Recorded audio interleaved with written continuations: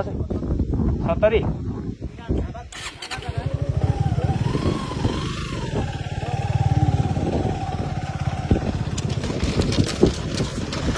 साथीहरु अहिले चाहिँ हामी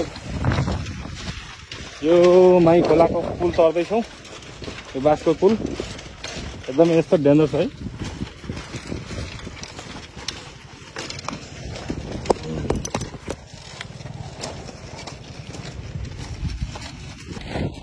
अब यहाँ हेर्नुस्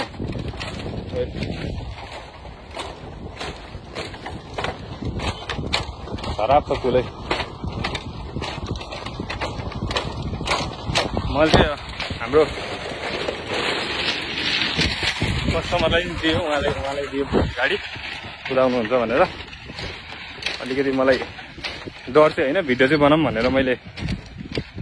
यसो आरामले जाउँला भनेर